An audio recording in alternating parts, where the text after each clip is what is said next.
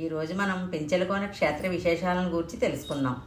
శ్రీ మహావిష్ణువు కృతయుగాన ప్రహ్లాదుని రక్షించేందుకు హిరణ్యకశిపుని సంహరించిన అనంతరం వెలిగొండల కీకారణ్యంలో గర్జిస్తూ ఆవేశంగా సంచరిస్తున్న సమయంలో చెంచురాజు కుమార్తె చెంచులక్ష్మి తన చెలికత్తెలతో అడవిలో విహరిస్తూ ఉండగా స్వామివారి భీకర రూపాన్ని చూసిన చెలికత్తెలు భయంతో పారిపోగా చెంచులక్ష్మి మాత్రం స్వామివారిని చూసి భయపడకుండా నిలబడిపోయినట్లు చరిత్ర చెబుతోంది. దీంతో ఆమె ధైర్య సాహసాలకు అందచందాలకు ముగ్ధుడైన స్వామి చెంచురాజుకు కప్పం చెల్లించి ఆమెను వివాహం చేసుకుని ఆ సుందరవనితను పెనవేసుకుని శిలారూపంలో ఇక్కడ స్వయంభూగా వెలిసినట్లు పురాణ కథనం.